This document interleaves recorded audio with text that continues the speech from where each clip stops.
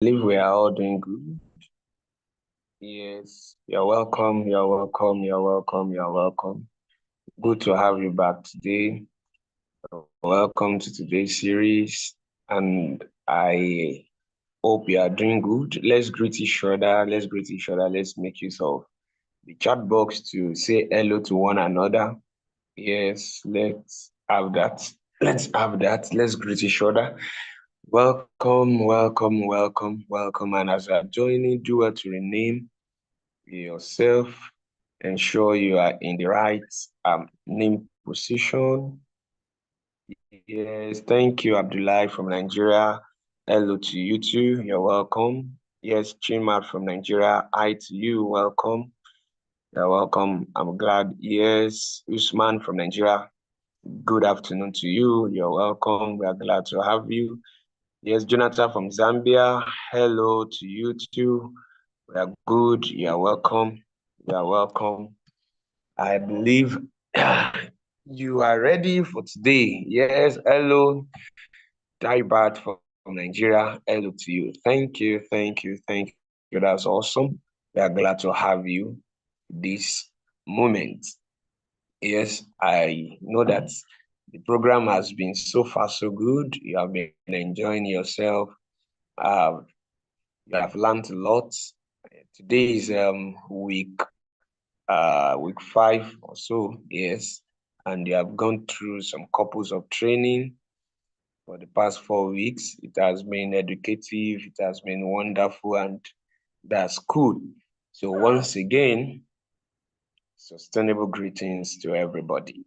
Welcome on behalf of the SDG Campus Ambassadors Program team and entire ADEF Africa. We are saying welcome to today's workshop. So without taking much of our time again, let's hear from us. Let's get feedback. We'd like to take from 2 or 3 ambassadors on the call this afternoon to speak on what you gained last week. Let's do that as a form of revision, what you took home last week. So if you would like to volunteer, that would be nice. If you would like to do that, just make use of the chat box. Yes, you can drop your comments on what you learned last week. And if you want to speak, do well to use the raise hand option. You can just put up your hand and I will definitely grant you the permission to unmute and share your thoughts with us. All right. So let's have that. Is anybody ready for that? Do we have anybody that want to share with us what he or she learned last week? Who is there? Anybody? Anybody? Don't be shy. Be free, be bold. Yes. Anybody ready for that? Do you have anybody ready for that? Or are you thinking about it? Somebody is thinking about it. Or let me ask this direct question. What was last week's topic? Do you have someone that still remember last week's topic? Anybody? Yes, can I Okay, try? Vincent. The last week Yes, topic Vincent, was you go on. design Yeah. thinking. Design thinking was the last week's topic. Okay. Yeah. Oh, Hello, that's everyone. cool. So now, what did you gain? Hello, are you there? Yes, I can hear you. Okay. So what was your take home from that lecture? Okay, thank you. My name is Vincent from Kenya, and I think my take home from the last workshop was the 5-step methodology in design thinking, whereby we discussed about the first step was empathize, And in this stage, it's the stage that involves understanding the needs, emotions, and motivations of the people who will be using our product. I hope you can hear me. Yes, I can, loud and clear. Okay, thank you. The next Oh, stage was divine. okay. And in this stage, we discussed about the insight gathered during stage one are used to define the core problem, Okay. to address the main challenges. Okay. The third stage was to ideate, and in this stage involves gathering live range of possible solutions to define the problem. Also in this stage is where we said about different teams uh, brainstorming different ideas in the ideate stage. Wow. In the fourth stage, we discussed about prototype, and in this stage is where we create simple sketches to our most sophisticated simulations. And the fifth stage was test, and it's where we will create the testing prototypes, and these prototypes will be tested with the real users to gather feedbacks and maybe insights. So Wow. that was my highlight for last week workshop. Thank you. In fact, if I have opportunity to give you a award right away, you have just won one. You really summarized the entire lecture, and that was so good. That shows that you pay keen attention to the lecture and you really follow through. That's nice. Thank you so much, Vincent from Kenya. It's good to hear from you. Wow, awesome. Okay, so let's give Aruna from Nigeria the opportunity to speak and also share um, what he or she took home last week. So let's hear from you. Hello, good evening, sir. Oh, good evening to you this beautiful evening. Okay, so last week topic was design thinking and innovation. One key thing there was innovation. It was taken by Dr. Aderin Sola Adepoju, Dr. AAA. Can you hear me, sir? Yes, I can hear you going. Yes. She says that when you create something that solves people's problem, that is innovation. Your ability to solve problem is what makes you to become rich. It's not about what you produce. Innovation is not just about creating something new, but creating something that meets the demands of people in the community that solves problems. And there was one thing that also caught my attention where she was talking about Albert Einstein. He said, if I have an hour to solve a problem, I'll spend 55 minutes thinking about the problem and 5 minutes thinking about the solutions. So the whole time is not just to bring out something, but to bring out something that will solve people's problem. And the key thing I learned, apart from the five approaches in design thinking processes, to empathize, define, then ideate, the prototype, then the testing, which is the final stages, where the whole thing is being brought to theoretical and experimental stage. Innovation is to create something that solves people's problem and not just to create something simply because it comes as an idea. That was my take on. Thank you very much, sir. Wow, that's awesome. That's awesome. In fact, you really did well and you took home an important point, salient point, and I believe you begin to make use of that. That's cool. I'm glad that you got information this from the last series. So do we have any other person that want to share? Let's still give opportunity. Let's still give opportunity. Yes. Who wants to share? Who wants to share? Who wants to share? Who wants to share? Who wants to share? Feel free. We are here to learn. We are here to learn. Yes. Okay, Okay, Rex from Nigeria. Go on.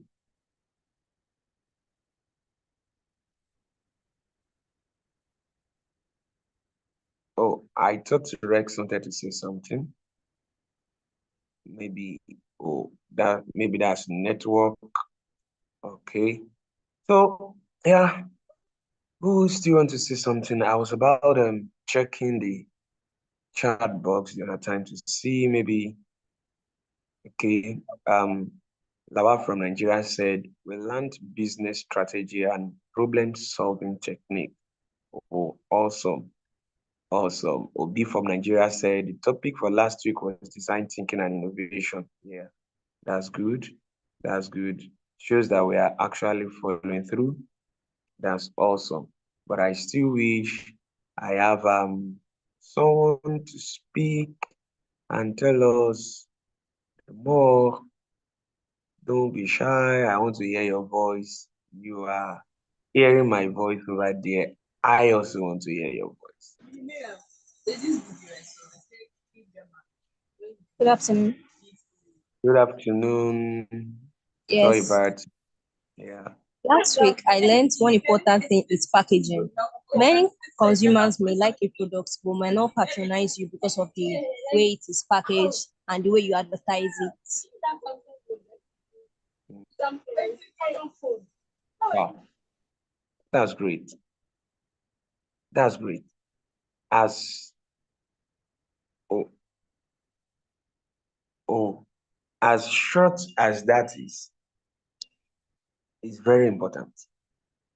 Packaging is very important. If you don't package your products very well, you might find it you might find to discover that people will get to reject it in the market. So if you don't package it, define it properly, it might be funny that though you are producing something good, though it's a potential problem solver, but because of poor packaging, you might find it rejected. And I want to say that somehow, that has been affecting us in Africa.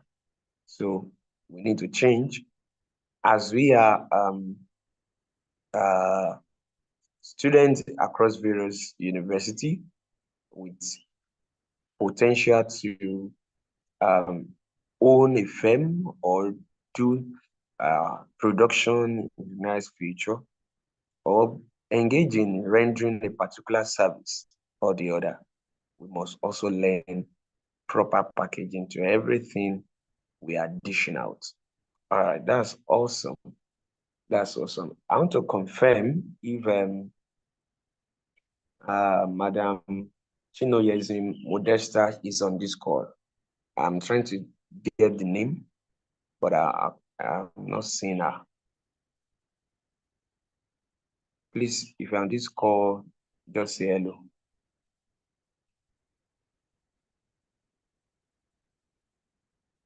Okay. While I wait for that confirmation, okay, I'm checking the chat now. Faithfulness Ojo is saying your packaging differentiates you from others. Exactly. Your packaging differentiates you from others. That's, you might be up to 3, 4, 5 that is actually on a particular production line and you're producing the same products, you are solving almost the same problem, but what will make people to come for your products and reject other products? Part of what we differentiate your product is packaging. And I also want to actually remind us of a particular example Dr. gave during our lecture. He gave us a very interesting example. Yes. Who can remind us of that?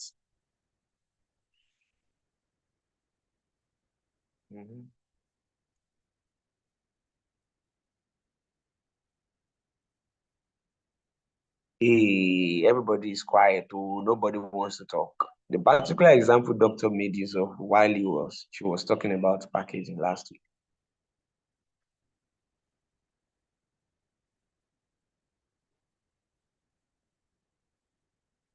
Is it that we have all forgotten?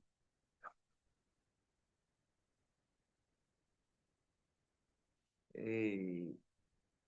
Okay, so let me remind us. She made mention of popcorn.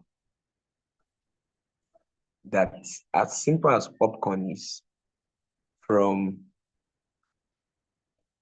adequate packaging, we discovered that a particular company came up with that, and we had popcorn redefined, well packaged, and released to the streets, even on traffic, for people to purchase. And that actually made the company to have a very high sale at the end of the year. So, are you into a business, even right there in school? Yeah, changing the color of the popcorn. Yeah, that's cool. Thank you for that contribution. So, are you into a business right there in your school, and you're also thinking of how you can increase your sale? Why don't you think about proper packaging? Why don't you think about proper packaging? And that might increase your sale. All right. Thank you so much. Okay. Now, I want to confirm again if Madam Modesta Hallo is on this call. I'm trying to check for her name, but I can't get her name currently on the participant list.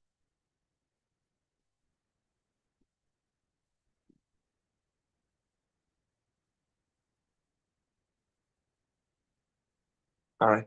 While I wait for that confirmation. Can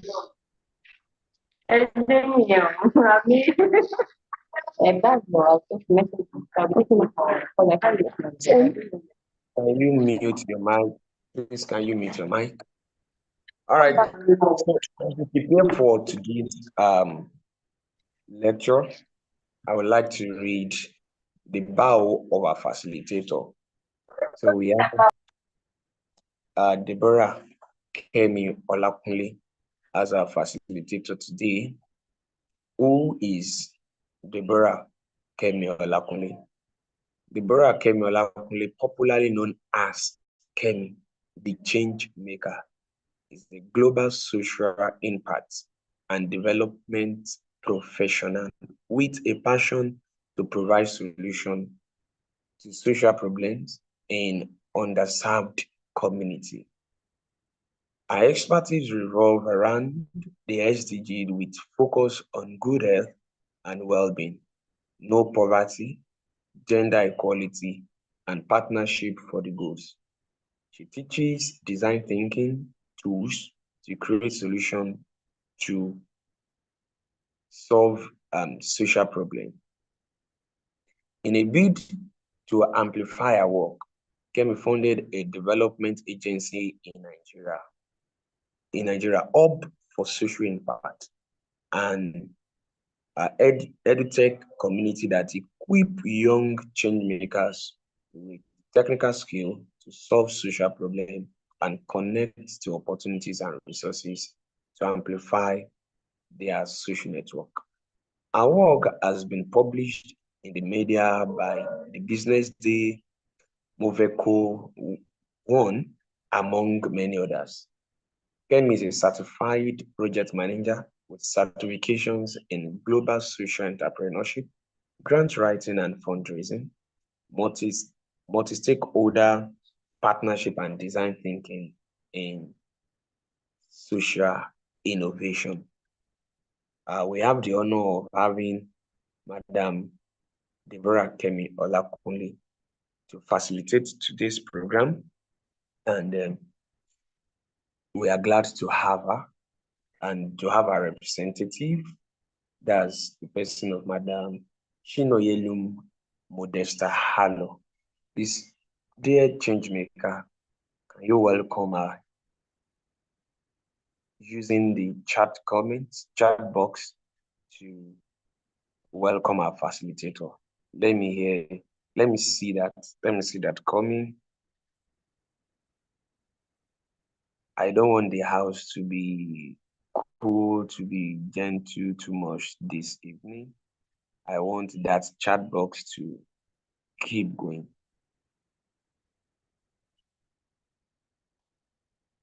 I can see your response. Yes, you're welcome. You're welcome. You're welcome. You're welcome. You're welcome. All right. Madam Modesta Halo, I'm still trying to confirm if you're on the call, possibly because of network or one thing or the other. Yes, I am. Good evening, everybody. We are good to have you this evening, and it's an honor to have you represent Madam Deborah Kemi Olakunle, popularly known as Kemi the Changemaker. You are welcome this afternoon. Thank you very much. I'm also very happy to be here. It's always good to connect with other change makers. Yeah. All right. So we'll be having you in the next couple of minutes, in the next 40 minutes to deliver the lecture, as we are ready and hungry to learn this afternoon. You have the floor now. Good evening, everybody. I'm so happy to be here. My name is Chinonyelum Alo, and I'll be speaking on behalf of Kemi, who is not disposed to be here this evening. So I'll be speaking with a slide. I think I'll have to share my screen. Okay, just a little bit of introduction. I am the programs director or programs officer for Hub for Social Impact, Innovation and Development. And I'm also a change maker. Yes, I've been volunteering for some time, for years now, and currently work with the Hub, where we support change makers with resources to make impact. Basically, that's what we do. We provide learning resources. We organize events for change makers to go out and create sustainable solutions in their communities. I'm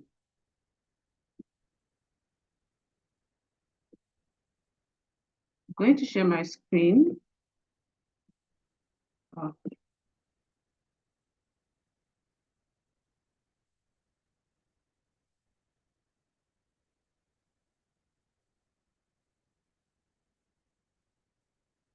Sorry, just give me a second. Let me. Okay.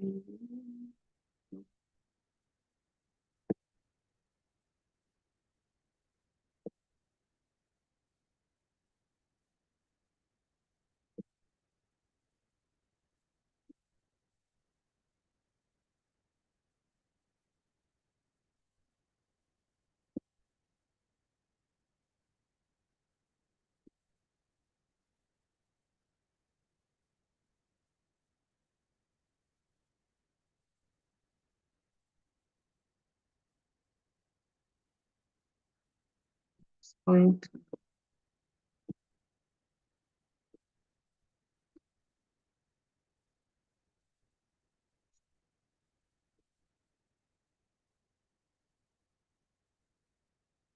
I don't know. Can everybody see the screen? I think it's coming up gradually. Okay. Yeah.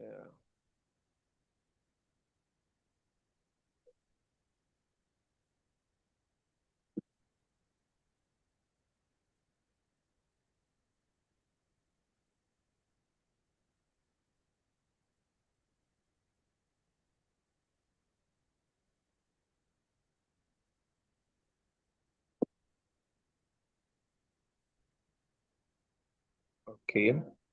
Okay. Okay, I think we're here now. Yes. Yeah. Yeah. So I'll be working with Kemi's slide actually, because she's supposed to be here to do this. So the need for change makers, what it takes to be a change maker, presented by Kemi the change maker. Yes. So I believe her profile has been read, so we'll skip that one and go over to what exactly change making is. Do we need change makers in Nigeria? I believe we do. We need change makers everywhere in the world, actually, because change makers make everything beautiful. They provide solutions that even government can't provide for people. So we need change makers, mostly in Nigeria. If you look at our country now, a lot of things are going wrong. People are going through a lot. They need one support or the other. There are a lot of problems to solve in Nigeria, actually. DDK will say that the problems of Nigeria is a wicked problem. So it needs a proper solution. A wicked problem in the sense that we have problems that generate another problem. Let me give an example with out of school children now. Let me say you want to do a work in the education sector and you want to support children to get back to school. Maybe you give them back to school parks or you're able to send them back to government schools that some of them are free and some are paid, or you get some people to support with the payment of their school fees. And you send them to school, you give them back to school pass, school bag, learning materials, footwear, school uniform, and everything they need. And then you find out that they're not doing well in school because possibly when they go home, they don't have time to read. They have to either go and hop, and when they hop, they come back tired. In class, the next day they are sleeping. That's another problem now. So we have problems that generate problems. Maybe because they have to support their parents, they have to go and do some menial jobs and they come back. They're not still able to learn. So that's how Nigerian problems are wicked problems. So we need change makers to provide real solutions to the problems that we have.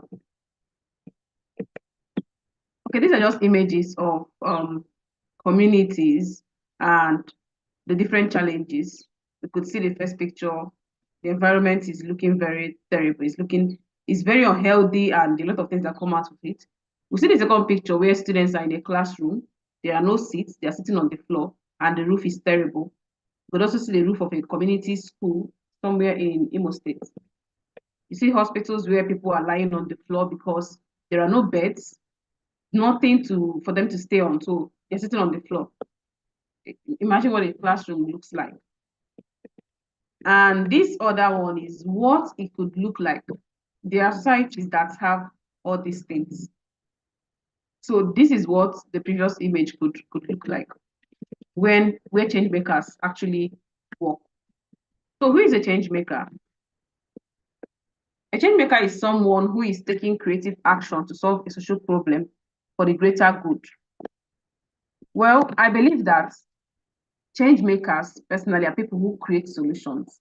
So, and there's something that I want to address before I continue with the slides. We see change makers as people that work in the non-profit sector only, people that do charity, people that no, that's not what change making is all about. So whether you are doing something for charity, whether you're running a social enterprise where you sell things or you offer services to generate funds to run the organization, whether you are doing that or whether you're running a charity, an NGO, you are still a change maker, as long as you are providing a sustainable solution. So solution is the key word there. Change makers provide solutions to challenges. So it doesn't matter whether you're working in the non-profit sector or in the profit sector. What matters most is, are you providing solution to a problem? Are you solving a problem? That's what change making is about. So change makers are people who do not turn blind eye to problems. When they see a problem, they want to solve it. They want to provide a solution to it. They are not going to look sideways like every other person. And they create long-lasting sustainable change that accelerates social improvement that influences and affects the attitudes, behavior, lifestyles, and outcome of individuals and institutions. Just like I said, providing solutions. Emphasis on sustainable solutions, long-lasting solutions that go ahead to have impact in people's lifestyle, in their behavior, and the outcome of whatever they do. So a change maker, there's a problem, and it is passion, there's solution, and there is skills. So a change maker needs to have all of this. You see a problem, you have the passion to solve that problem. You're providing a solution to that challenge, and then you have the skills.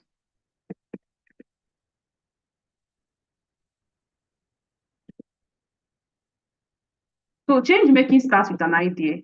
I wrote something a while ago, and I'm like, my mind is the mind of ideas. And I believe that every day we wake up, an idea must come to us.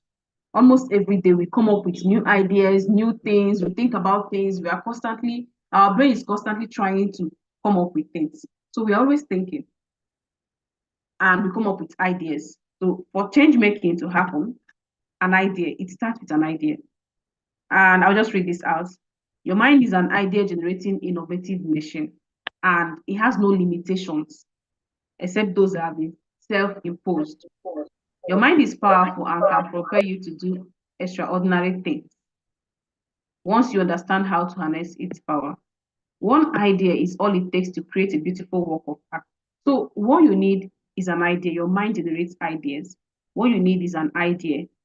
And once that idea comes and you're able to act on it, and you're able to create a different, innovative solution, you're a change maker. So change making starts with an idea. So what problems do you see in your community? So when we talk about community, we're not just talking about maybe your community in the village or your state or your country where you are from. Your community it could be around you, where you are at the moment. It mustn't be where you are from. Your community, when we say community, people just think about their village communities. No, that's not the community we are talking about. Your immediate environment, the place you are residing, the area you are staying, the state you are, the country you are. What are the problems that you see around? What are those things that you see that just makes your body boil? Just like, why is this like this? Why can't it be different? What are those things? So your community is the place you stay, the area around you, the people around you. There are your communities. So what problem do you see? I will share mine. Okay. Since Kemi is not here, I will share my own problem. So the problem I see, or I used to work on, I've seen a lot of problems over the years. In 2021, I saw that it was really bad. That some young girls do not have access to period materials, and during their menstruation they struggle with having access to period sanitary pads and tampons and everything they need for their period. And sometimes this thing leads to teenage pregnancy. I will explain how. My community where I grew up around me, I could see young girls going out to go and look for one brother in quotes that will give them money. Maybe they need money for sanitary pad, for girls' things, and their parents are not providing for them, maybe due to poverty or ignorance. So they just go out to look for who will give them money. And at the end of the day, these people end up sleeping with them for the money. And sometimes it leads to teenage pregnancy. So I saw a problem. And the problem was that young girls do not have access to sanitary pad. Some of them were also using materials like pieces of clothes, paper, newspaper, old newspapers, all sorts of things. So I started working towards creating a solution for that. So what is the problem you see around you?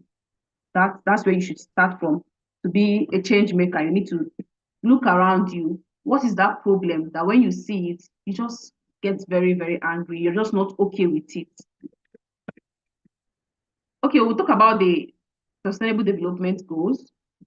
There are 17 in number, and you can always read up on them later. So the Sustainable Development Goals are 17 in number.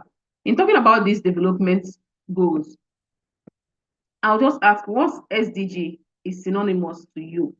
Like, what SDG, the problem you are trying to create solutions for, where does it fall under? It's a very important thing that you need to know. You need to figure out where it falls under. If you are trying to support young girls or support women with skills or empowerment, we start talking about gender equality. I think SDG 5. We start talking about that. If you are into agriculture, we could talk about, it could fall under zero hunger because agriculture is to provide food, and it could also come about decent work and economic growth part of it. So it can come under that. If you are in education, maybe trying to provide materials for school children or trying to get more children in school, it comes under SDG 4. So there are a lot of SDGs. We are providing maybe trainings for youth and youth empowerment. It could also fall under no poverty, because when youth are empowered and they have the skills to build themselves, the poverty rate will go down. So there are a lot of things. If you're working under the climate, it comes under SDG 13. There are a lot of things, things that we do, but you must find a way. You must find the part of the SDG that they fall under. So the problem you are trying to solve, which of the SDGs? It can be under 2 or more SDG. Nobody's going to hold you and say, it must be one. Because when you look at it, some of them could fall under different SDGs. So you need to find which of the SDGs it falls under. It helps to give you a sort of guidance on what you are doing, on the solutions you are creating. So if you're creating solutions, you are creating solutions to properly solve that problem. So if you're talking about poverty, your design, your programs, when you're designing your programs, you're looking at, okay, how does this, at the end of the day, solve the problem of poverty? So that is why it's very important for you to understand the sustainable development goals that the problem you're trying to solve falls under. You cannot change the world if you have not changed yourself. Personal growth has to be one of the focus of the change maker. Very important. I think sometimes change makers neglect their personal and professional goals. They just be like, I want to solve this problem. I want to solve. No, you need to grow. Because I believe that as people grow, they understand themselves better, they know better. So you need to take your personal development serious. You need to be better, constantly work on improving yourself. So the version of you in 2024 should not be the version of you in 2025. The 2025 own should be better. Of course, newer versions comes with new improvements. So you should constantly aim to improve yourself. You should constantly aim to work on yourself. What knowledge do you need? You start taking courses on it. And internet has made everything very, very easy, like super easy. It's easy for you to connect with people that will help to improve you. It's easy for you to attend events, such as this one that we're having virtually. Like everybody is in their different locations and we are able to connect. So nothing is stopping you from growing. Nothing is stopping you from taking your personal growth serious. You have access to a lot of resources online. There are a lot of resources for change makers. So which area do you want to develop yourself? You find resources in that area. And then if it's a course, you take a course, you read a book, you implement. So you should constantly aim to grow so that you can be able to create better solutions. You need to move with the times because the times keep changing. If you notice, there was a big shift in the world, especially after the COVID-19. There was a shift, a huge shift. So you need to grow with the times. If there are changes, move with the changes, learn, keep on learning, keep on evolving. That's how you become a better person, a better change maker, and that's how you're able to create solutions that actually work. Okay, this is persona of a change maker, dreamer, action oriented. These are basically things that you need to, virtues that you need to embody, qualities that you need to be a change maker: creative and innovative, team player, optimistic, self-motivated and confident, passionate, impact driven, disciplined, problem solving. You need all this. So when you are trying to improve yourself, look at the areas that you are lacking. I believe all of us has passion to solve problems. So if there are areas you are lacking, like discipline, look for resources on that. Look for people that will support you. Look for people that are already doing these things that you feel like, okay, I can actually learn from this person. And then just follow them, see what they are doing to improve themselves, to be more disciplined. And then you follow them and do the same. So you have to be accountable and transparent. You don't have to be a liar, maybe, and do shady things. No, you need to be very accountable. Maybe you're working with an organization and you are in charge of funds. You are trying to divert some to yourself or do, no, you need to be very transparent as a change maker. It's one of the qualities you need to have. And you need to be creative and innovative. You need to think outside the box. Don't do what every other person is doing. I see these things that change makers do. We just do like a copy and paste. Oh, I want to do education. I want to work in the education sector. Oh, people are doing out of school kits, back to school kits for children. I'll just go and do the same thing. We just go copy and paste, start providing same school bag that people are providing. I'm not saying it's not good, but you need to be innovative. You need to think outside the box. You need to be super, super creative. So we'll go back to the change makers roadmap. There are 4 roadmaps for change makers. There's clarify, contribute, create, and collaborate. Very important. You need to have clarity about the problem you are trying to solve. You need to understand the pain points and the passion point. You need to define the problem statement. What is this problem that you are trying to solve? What exactly is it? You need to be sure. So you need clarity. You can't be saying, oh, maybe it's this one. Tomorrow you just switch to another one. No. What is that problem that you want to solve? The second one is contribute. You need to compare and then contribute. How do you compare? Research. Some people who want to become change makers or who are change makers already, we are very poor in research. Just like I gave an instance now, where you see that, oh, people are already doing this, you just copy and paste. You don't even want to do any research, whether what they are doing is actually working or whether what they are doing is actually solving a problem. So you need to research what are people doing in the sector that you want to go into? What are they doing already? How can you do better? In what ways can you improve? What do you? So you need to make a research. Don't just sit down and copy solutions that people have created. They might not be working. So you need to research what already exists and then how can you improve it?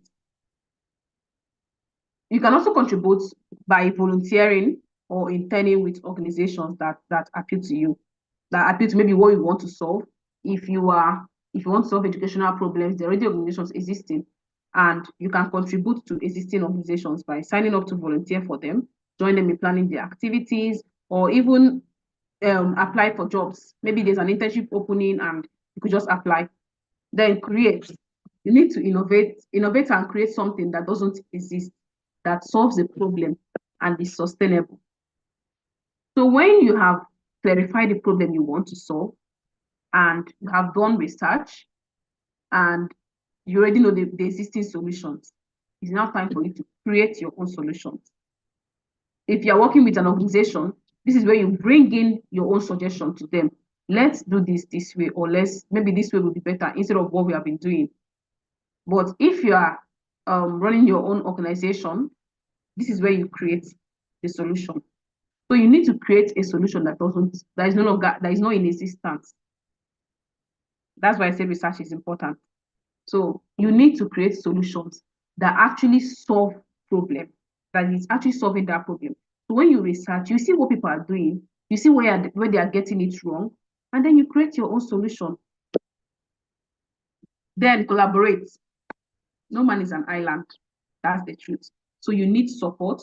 You need to collaborate with people who are already doing this. And you need to collaborate with people to actually provide that solution. Like you need to work with people. You need to have people on your team. You can't do it alone. If you want to, let's say you want to organize a school outreach now, and you are the person that will go to the school, you are the person that will tell them about the program, you will design the program alone, you will plan, you will run around, do everything on that day. You'll be the only person talking, you'll be the only person taking the pictures, you'll be the only person taking measuring impact, maybe asking people questions, okay, what did you learn before this program? What did you learn after? You're the only person. It's not going to work. So you need to collaborate. Depending on the level of program you are having, it might even involve you collaborating with other organizations. So you need collaboration. You need to have team members. You need to have people that are building with you. These 4 things are very important. So we have the 2 key strategies to develop a solution.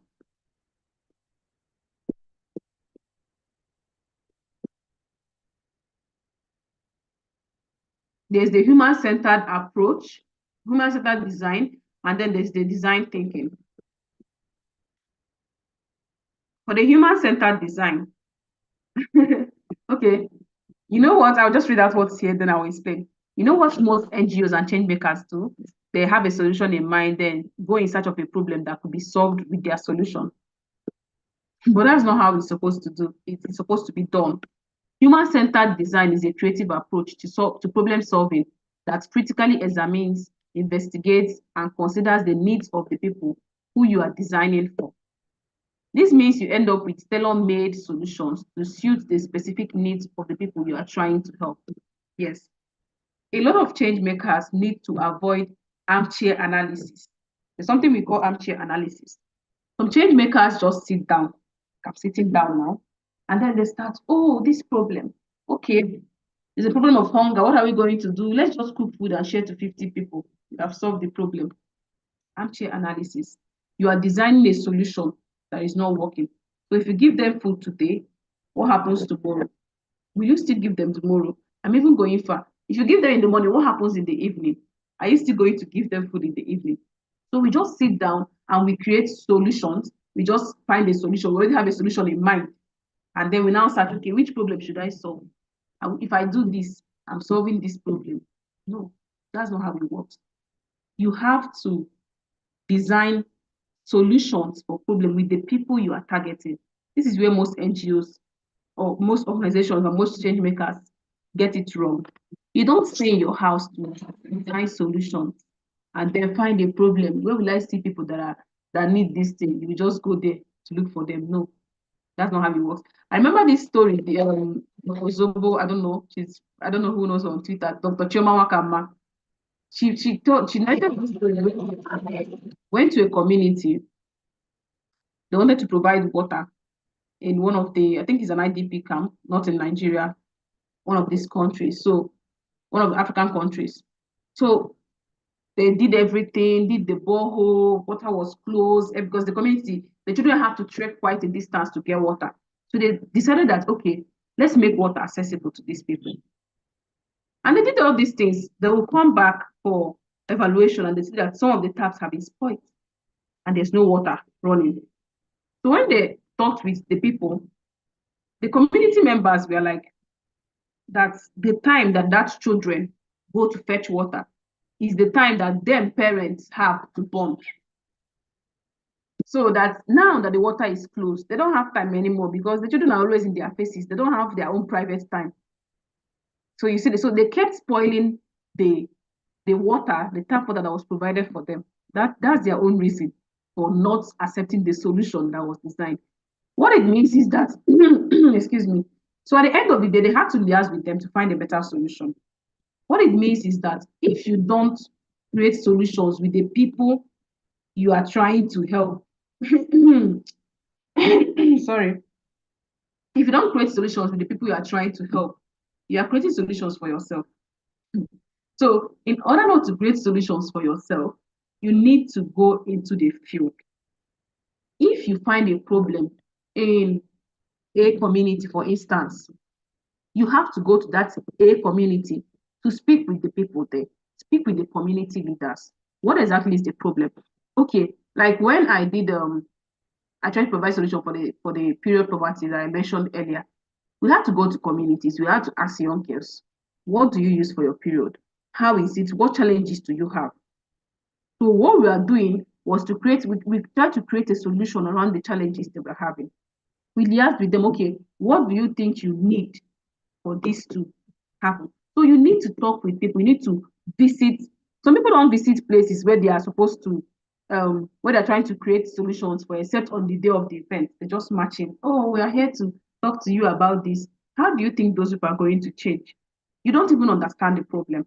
So your design should be human-centered.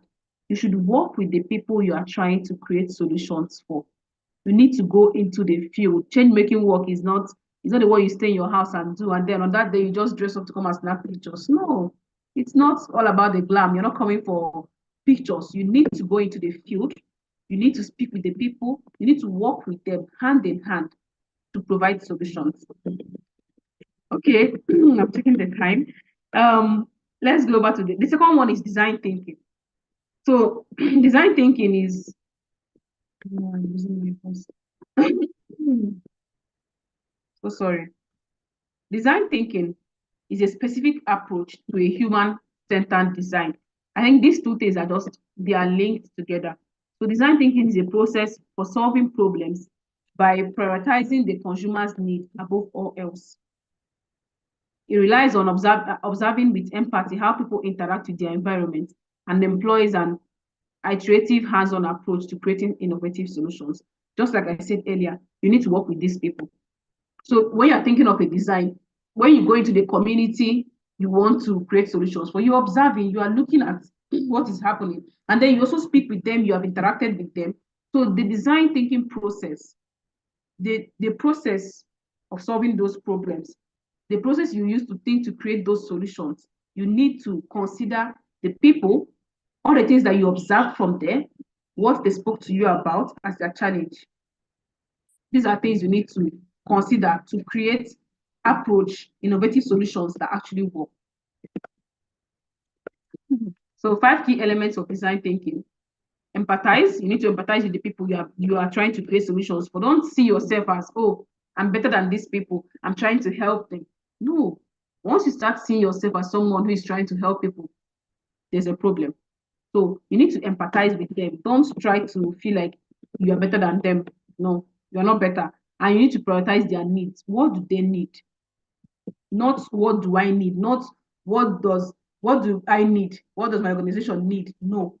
Those people that you're trying to create solutions for, what do they actually need? If there are ideas that you had before coming and what they need is clashing with those ideas, theirs should surpass. Because if you consider their needs, you are going to create solutions that actually work for them. Because remember, the solutions they are creating or you're trying to create is not for you, it's for them.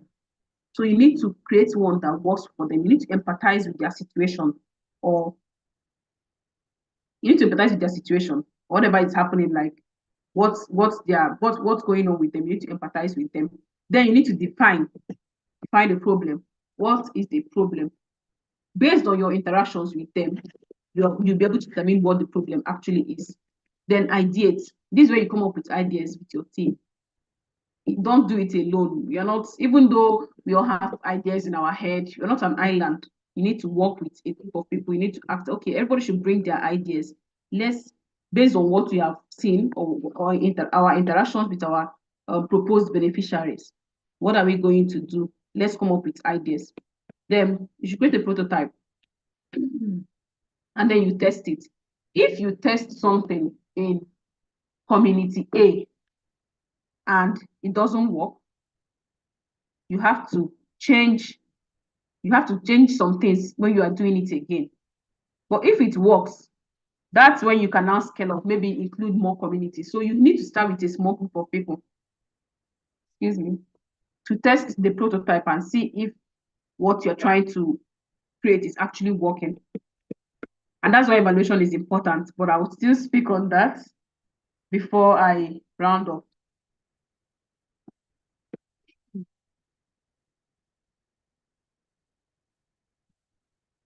So facts about the nonprofit space.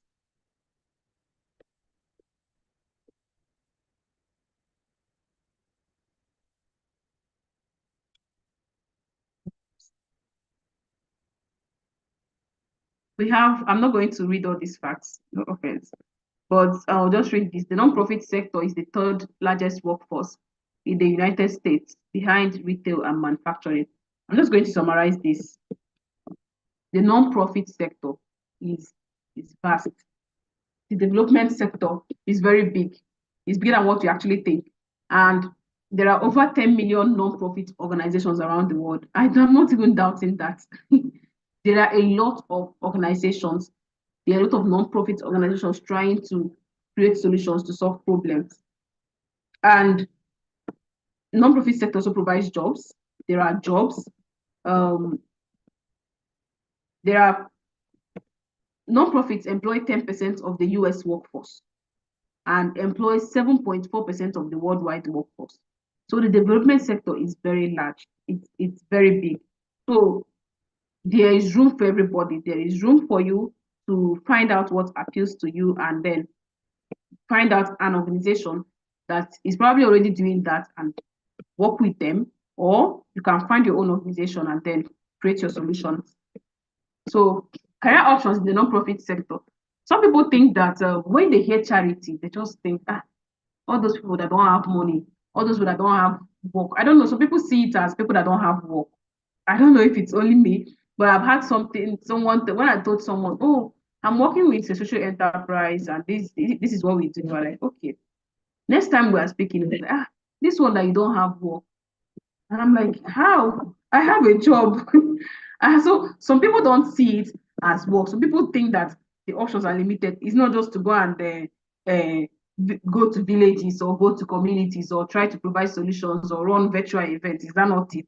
So it's beyond that. There are actually a lot of career options in the non-profit sector. So you mustn't be, I'll just mention this now.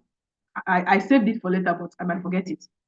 Very important. You mustn't start an NGO to be a change maker. That's one thing most change makers do not understand. Everybody is rushing to start an NGO. I want to start my own NGO. I want to start on. And then when you check it, there are so many dormant NGOs now. When I started volunteering, I volunteered with a lot of non-for-profits over the years. But some of them are not even doing anything again. Some of them have closed, but they're no longer in existence. Why? Because they don't, I don't want to say they don't understand what change making is all about. But to start an NGO, you need, before I go on to this, let me just finish. You need 3 things: passion, money, knowledge. I said it, money, very important. So if you're not willing to go out of your way to source for funding, you're not ready. Because even if you start with your own, I've forgotten the particular name they call it, where you do things with your own fund, with your own money. At some point where you might get exhausted, or you may not be able to keep up. Maybe because you have more commitments, maybe family and stuff, you may not be able to keep up running it with your own money. And there's a stage the NGO will grow to, you won't be able to run it anymore with your own personal funding. So you need passion. You need to be actually interested in what you are trying to solve. You need to be very much interested. You need that passion. You need that fire, because working in the development sector is actually not easy. It's not easy. So you need passion. If you're not passionate about it, then you can't do it. It's passion that keeps you going on the days that maybe things are not going as you planned. It's your interest and your passion that will keep you going. So you need money. Everybody needs money, both in our personal life and professional life. And the non-for-profit sector needs money more. Let's say you want to do school visitation now. I'll just use school visitation, for instance. I'll just use school visitation, for instance. Let's just say you want to talk to a group of students. Maybe you want them to change a certain behavior. Yes, because changing behavior is also part of development work. So you want them to change a certain social behavior. Maybe you want to talk to them about internet fraud, for instance. Maybe you see a lot of young people going into internet fraud, and you want to get them young. You want to go out to secondary schools and reach out to students and talk about internet fraud. Or you want to talk about drug abuse. A lot of youths are abusing drugs. You are going to need money. This is a very it's one of the simplest programs to do. Simplest in quotes. None of them is simple, but it's less money consuming. Now, you are going to take transportation to those schools. That money is going to come from somewhere. You are going to print letters that you are going to submit to them. That money is going to come from somewhere. If you are going to design flyers, The money to print out those flyers, maybe you want to share some informational flyers so that it won't just be you talking. At least when they go home, they will have something to read. You're going to use money to print those flyers. If you have a team, which of course you will have, you can't go alone.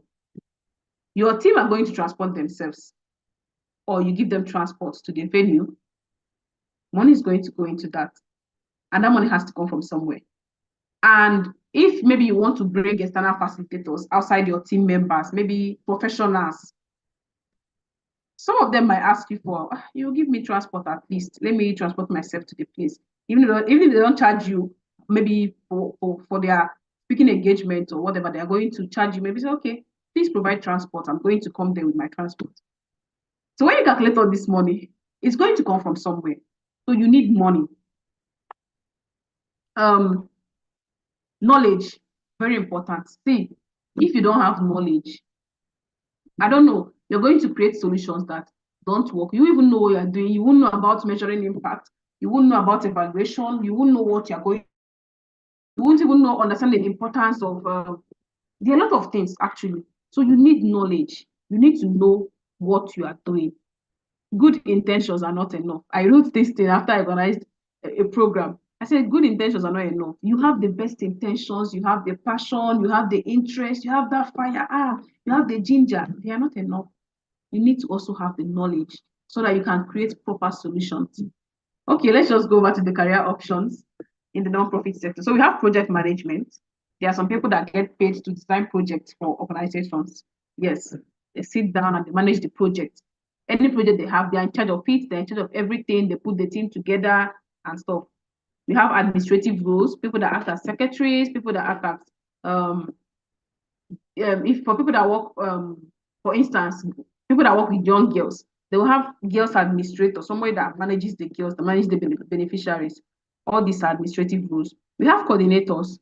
When people want to do program, especially a big NGO, maybe they want to do a program in different areas, they need coordinators, people that are managing that program in the different areas. Then there's grant writing. You can become a grant writer. People pay people to write grants for them. Every day, there are so many opportunities in grants. So people apply for those grants, and somebody has to prepare the documents for the grant. Somebody has to write the grant. We also have accounting, financial analysis, and bookkeeping. Of course, NGOs work with money a lot. We are constantly working, money to do this program, money is coming in and going out. So NGOs need somebody that is into accounting to manage their finances. Procurement, when they need materials or things for projects, somebody has to be in charge of that. There's community manager for organizations that have communities, maybe those that do, I'll use Hub for Social Impact and do an example. We have a community, for instance. So we have a community of where we train change makers, like I said before. So we have a community of change makers.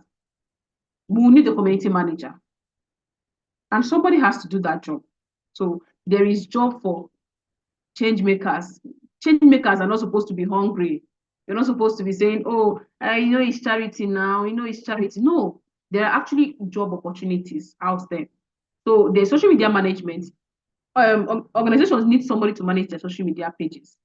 Gone are the days where NGOs just don't need to be active. You need to be active on social media. You need to be telling your story. You need to be showing people the work that you are doing, so that when you apply for funding or something, funders can easily go to your socials and be like, okay, these are what these people have done. So when you write things that, okay, we have done this, we have done that, they can easily go to your social media and say that truly they've actually done this. Digital marketing, very important. NGOs need the digital marketer. We have the social worker, we have team leader / human resource management, we have business management, we have donor management. Yes, there are actually some people that their job is to manage donors. That's what they do. If you go to big organizations, somebody is in charge of donors. You send a message to the donors, you prepare the donation, like somebody is in charge of it. So there are career opportunities. Okay. I'm not sure I understand these extra resources, so I'll just keep it. So, task, work.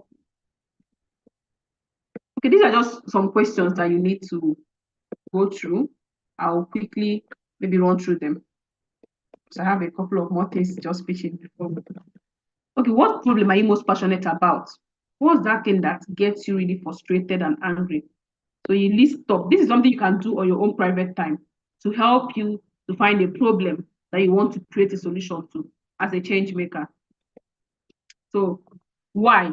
Why is that problem? Why does it get you angry? So using the design thinking approach, you can ask the right questions. For instance, if you want to do something in reproductive health, you can ask, how might we help teens in Bodija, for instance, take control of their reproductive health? So you need to ask yourself the right questions. Now you state the ultimate impact you're trying to have. What exactly do you hope to achieve after your project? And then what are some possible solutions to your problem? Okay, then you now write down some of the contexts and constraints that you're experiencing. Okay, before we go to questions, I just want to chip in something that is not on this slide. Okay, like I said before, good intentions are not enough. And I've also said that you mustn't start an NGO to be a change maker. You can work in NGOs. There are already a lot of NGOs, actually. They are already, and if all the NGOs, for instance, in fact, I'm going too far. If half of the NGOs that we have in Africa are actually creating sustainable solutions, we won't be, I think Africa would have been better than it is now. That's what I believe in anyway. So you can either, because starting an NGO, like I've said before, is not easy. And aside the passion, money, and knowledge that you need the passion, yes. You need funding. So I'll just chip in something small on how you can get funding. The most popular one we know is grants. But we also know that to apply for grants, sometimes you might need a professional, a grant writer. And now you start thinking of how you pay the person. Alternatively, you could learn the skill and then write grant applications. But as a new NGO, most grants, most funders want to see what you have done. There are also grants available for new organizations or change makers that are just starting. But most grants want to see traction. They might ask you, what problem are you solving? What's the solution? What have you done before? Something like that. So they might even ask for pictures. They'll ask for your social media handle. They want to see the work you have done. They'll ask for your website if you have any. Ask for social media handle. They want to see what you have done. So as a new NGO or as a change maker, even if you're not starting an NGO, but you want to do a program, you want to do something to create a solution, you mustn't start an NGO. You can personally on your own start a project. How can you get funding? Family and friends. Very important. When I tried to raise money in 2021 for the program I talked about earlier, I'll continue to use it as an example. All I needed to do, I didn't even, at that time, Facebook disabled my Facebook account. So, and that was the only social media I was active in. I was like, what am I going to do? So I was able to raise enough money to reach over 200 girls with sanitary pads, with reusable sanitary pads. What did I do? I woke up in the morning, I sent messages to my friends on WhatsApp. I said, I'm doing this program and I need your support. I put an account details. That was what I was doing for I think about a month plus before the project. So you need family and friends that are a source of funding. I don't know, some of us don't think, oh, I don't want to ask my friends. I don't know, ask your friends. Some people are willing to give you money, but you don't ask. So a closed mouth doesn't get fed. You can ask family and friends for support. You can talk to your friends, send them messages on WhatsApp. I'm trying to do this, talk to your family members. I'm trying to do this and I need support. I'm trying to provide this solution. Another way you can also get funding is to post on social media. Some people want to give. Actually, there are people out there, maybe they see that problem that you are seeing, they have seen it too. It's paining them, but they don't want to go into non-profit. They don't want to run an organization also. They just want someone that is already doing it and they are willing to support with funding. But how will they know if you don't talk? So a closed mouth doesn't get fed. You need to ask for money. You need to ask for money. You need to ask for funding. Highest the person will say is no. Or people just, but you still see people that will support.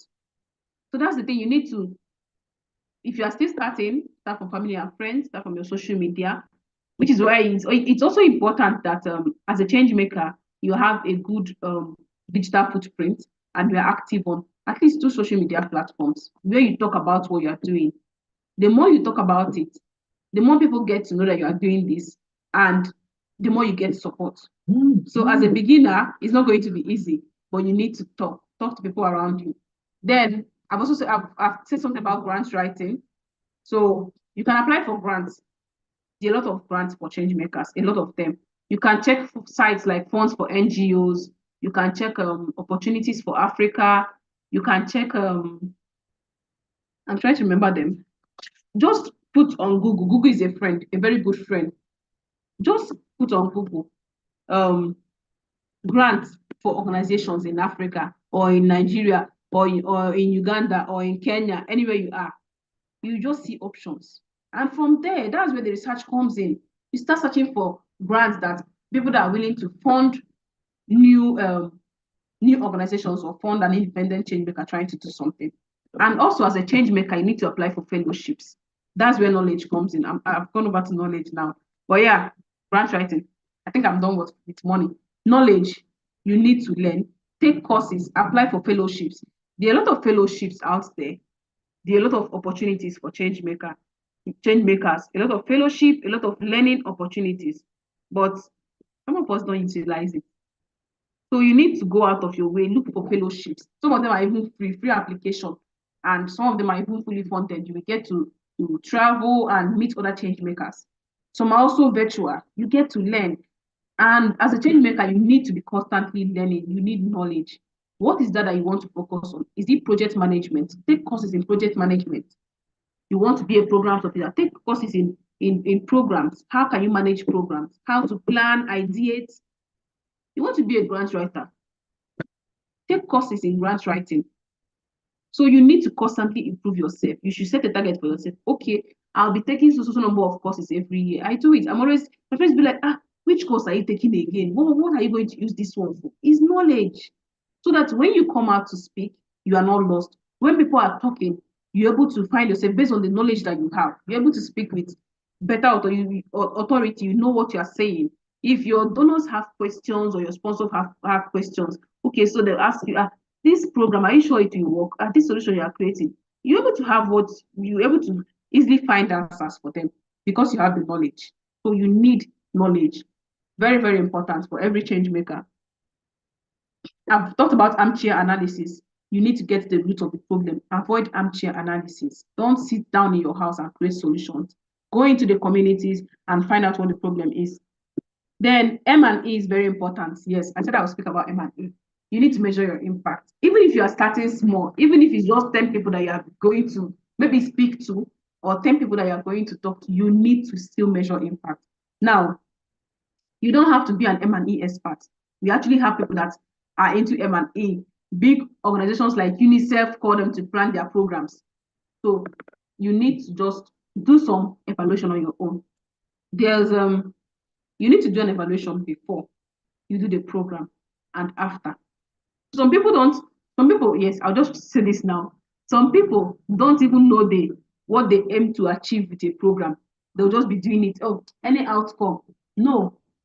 You need to know what you want to achieve with that project. What are you trying to achieve? What exactly is your target? What exactly is the solution you're creating? What do you want to achieve? So you need to have an evaluation plan.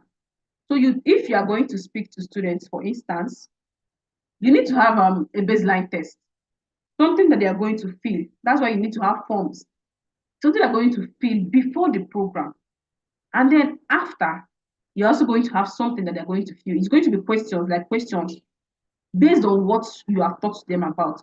This will help you to measure if there's a change between where they were before the project and after the project. For projects that involve communities, you must not do it immediately after the program. If it's something that maybe you're trying to provide water, for instance, in a community and you did borehole or you did something, you have to maybe take like a month or two and then come back to truly see the impact of that project in that community. So impact is very important. It's a word change makers throw around, but we don't actually do it. So your solution needs to have an impact. What impact are you making?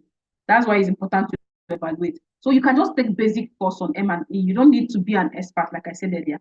Just take basic course that can help you get through. One of your team members can become your M&E person, and then the person can also learn and train in it. Yes, so I've said something about this. Why start yours when you can work with others? You mustn't start a non-for-profit. Don't start something that you know you're not prepared for. You can work with organizations that do the same thing. Maybe you have interest in education. There are so many organizations doing education already. Find them. You can start with a volunteering role. Work with them. Learn from them, because you even need experience to start an NGO. So learn from them. You mustn't start yours. Yeah. It's also good to start, but it's not compulsory. So you can learn from people, you can join. You are still a change maker. It doesn't make you less of a change maker because I'm not the founder. I know it feels good to come and announce I'm the founder of this, but it's not compulsory, and it doesn't make you less of a change maker. Then finally, this will be my final point. I think I'm taking too much time, but yes, finally, you need to remove that obsession with being global. I see a lot of change makers. I know we are trying to speak things into existence. We are trying to sell ourselves because packaging is important. But I see a lot of change makers. The global Ds, international Ds. You need to, I think we are getting more obsessed with being global. And there's nothing wrong with that. It's good to go global, but that shouldn't be your major aim. I see people now, when I started volunteering for organizations, the intention wasn't, I'm going to use this to maybe go international or this. It was just something I genuinely wanted to do. I didn't even know that there are even opportunities for you to maybe travel or do some other things. But now we're getting a bit of obsessed with it. We want to, some people just go into change making because of the opportunities that they will get in the long term.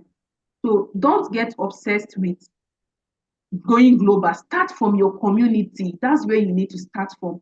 So start from your community. Don't be obsessed with global, global, global.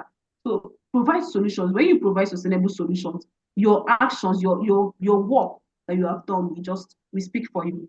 And I think that's everything. If you have any questions, I'm open to answering questions. Thank you so much. Wow. Thank you so much for this wonderful presentation. We really appreciate it, and we are glad you are able to facilitate this and to also deliver from your wealth of experience and knowledge.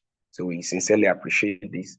So actually, we are seriously out of time, and I know people have questions. So just permit me to have one question. Yes, so we're taking just one question and we'll be calling it a day. We are seriously out of time. So, Abdullah, please can you ask your question within 30 seconds? Very straight to the point. Thank you. Okay, thank you, sir, for this opportunity, and thank you, Ma, for this wonderful presentation. You really did justice to the topic. Mine is just like a commendation, and this slide is worth having it. Can we have the copy of the slide, Ma? Okay. I think we'll get to you on that. There's no problem about that. So we'll resolve that. Thank you. So, Madam Hallo, we sincerely appreciate your presence this evening, and we are glad to have you on this call. On behalf of the entire ADEF Africa, we appreciate you, and we say thank you so much for for facilitating this program, and we hope that when we call on you some other time, you'll be here. Thank you so much, and we really appreciate it. All right. Thank you so much. Yeah, thank you for having me. It's a privilege. Thank you so much, ma.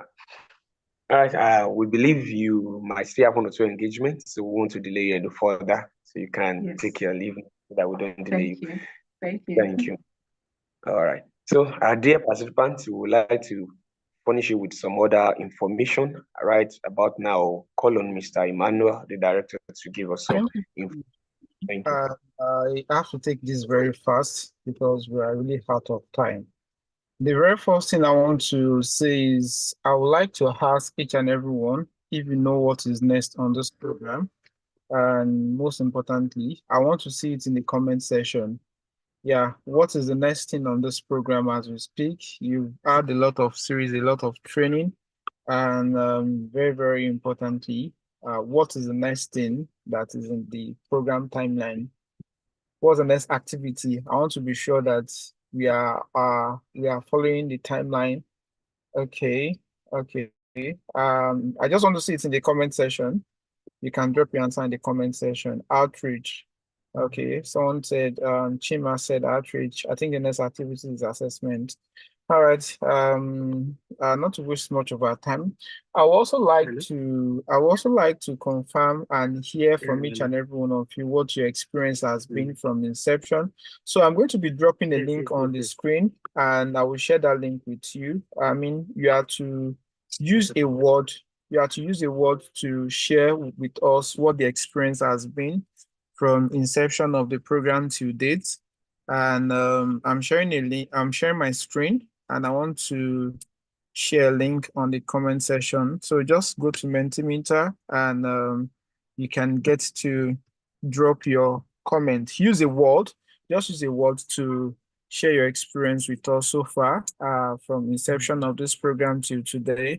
Yeah, just use a word, and I want to see each and everyone participating in that.